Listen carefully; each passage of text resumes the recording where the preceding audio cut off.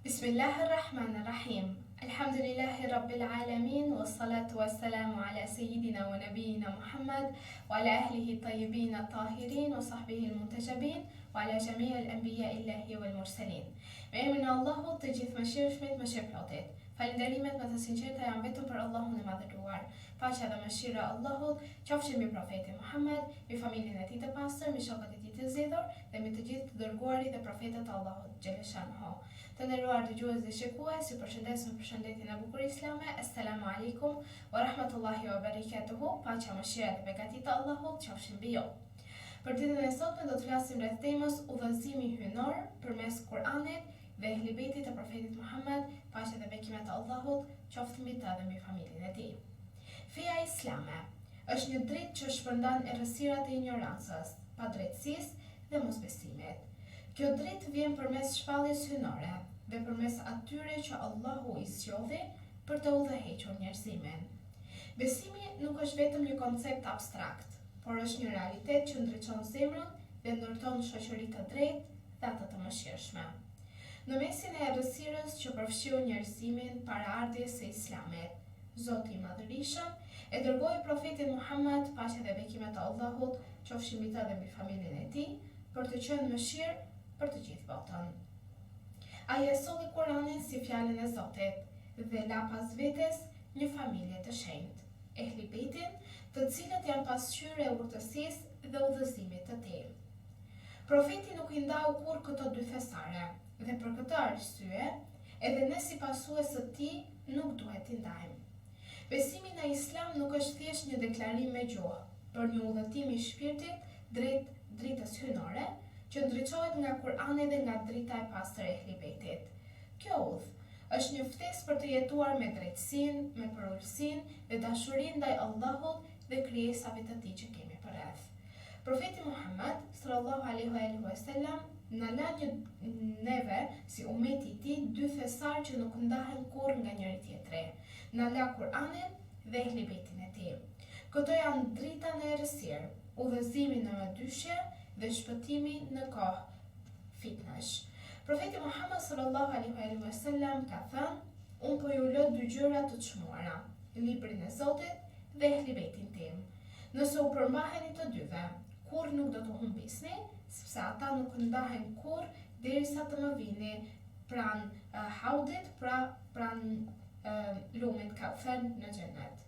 Ky hadith nuk është thjesht një këshill nga profeti, por është një udhëzim i detyrueshëm për të gjithë pasuesit e kësaj feje.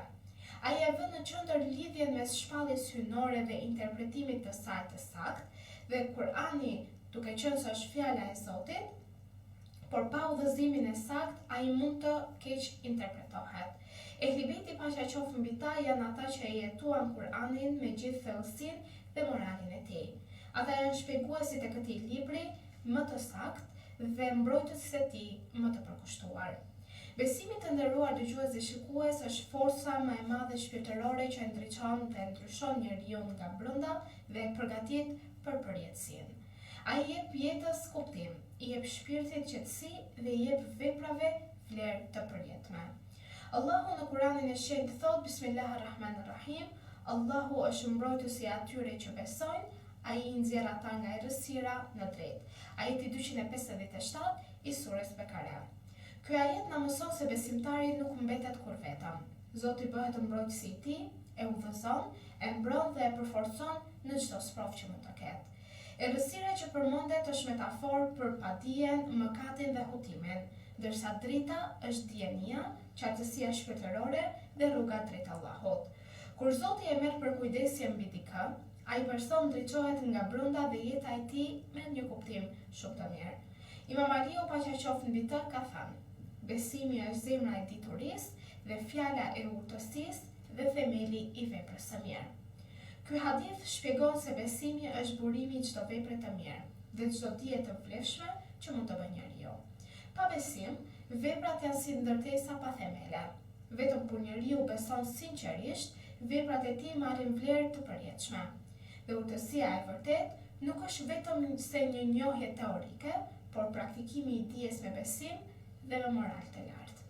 Ehli Bejti ishin dhe mbeten burimi me i pastër i njohurisë dhe moralit islam.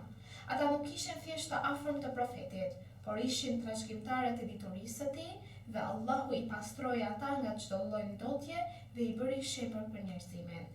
Imam Sadiq, paqja qoftë mbi të, ka thënë: "Ne jemi rrënja e diturisë dhe ndjekësit tanë ja degët e saj." Ky hadith e thekson se dienia e vërtetë dhe e pastër buron nga Ehli Bejti. Ata janë rrënja dhe baza nga ku zhvillohen të gjitha degët e diturisë të dobishme. Ndjekësit e tyre, pra ndjekësit e Ehli Bejtit, të cilët janë ndjekësit e profetit, ndjekësit e Allahut xhaleshanhu, mësojnë, praktikojnë dhe shpërndajnë këtë dieni që e marrin nga ky burim dhe e përhapin për udhëzimin e njeriut. Kjo rrugë nuk është e bazuar thjesht në një imitim, por në kuptimin dhe jetësimin e mësimeve të tyre. Dashuria për Ehli Bejtin është një nga shtyllat e besimit. Ajo nuk është vetëm një ndjenjë zemre, por një drejtim në jetën tonë. Kurani na urdhëron ta duam familjen e profetit. Ajeti 23 i surës Shura thotë: "Thuaj o Muhammed, unë nuk kërkoj prej ju shpërblim tjetër përveç dashurisë për të afërmit e mirë." Ky është ajeti dhe është një test i sinqeritetit tonë ndaj profetit Muhammed sallallahu alaihi wasallam.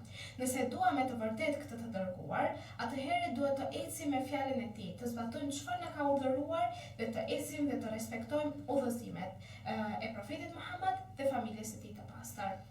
Ky deklarim, po ashtu shohim në historinë islame, nipin e profetit Muhammed, Imam Husejnin paqja qoftë mbi të, në fushën e Kerbelas, dëshmoi se besimi nuk është fjalë, por flijim. Ai tha: "Unë nuk u ngrita për ambicie, por për ta përmirësuar umetin e gjyshit tim Muhammedit." Ky deklarim i këtij imami është një pasqyrim i pastërtisë dhe thellësisë së qëllimit të tij të pastër. Ai nuk kërkoi pushtet, por dëshironte të ringjallte frymën e drejtësisë dhe moralit që kishte sjellë profeti Muhammed sallallahu alaihi wasallam. Kerbelaja nuk ishte thjesht një betejë të nderuar dëgjues dhe shikues, duke qenë se jemi në 10 ditëshin e parë të muajit Muharram. Por Kerbelaja ishte një revolt kundër shtrëmbërimeve të islamit dhe mësim për brezat që do të vinë.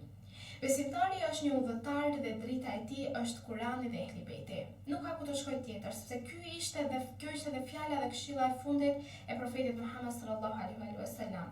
Pra kush kapet me këto të dyja, shpëton dhe është nga ato udhëtarët që drita e tij kur nuk shuhet. Pa këtë dritë njeriu endet në errësirën e epsheve dhe mëkateve fatkeqësisht.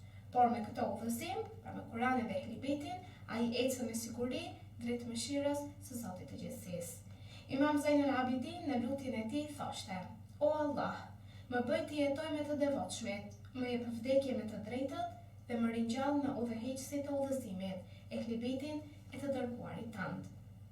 Dhe në mbyllje të temës për ditën e sotme, do ju rikujtoja se në fund jeta është një rrugtim që fillon nga krijimi dhe përfundon në takimin me Zotin e gjithësisë. Ata që udhëhiqen nga fjala e Zotit dhe nga shembulli i Ehli Bejtit, arrin në destinacionin me sukses dhe krenari. Le të jemi nga ata që e ndjekin këtë dritë me besnikëri dhe dashuri dhe që të përfshihemi në mëshirën e Allahut të pafundme. Në këtë momente të nderuar dëgjues dhe shikues, duke lënë në ndihmën dhe në mbrojtjen e Allahut xhaleshanhu, ju përshëndes me përshëndetjen e bukur islame. Assalamu alaikum wa rahmatullahi wa barakatuhu. Paqja, mëshira dhe begatit e Allahut qofshin mbi ju.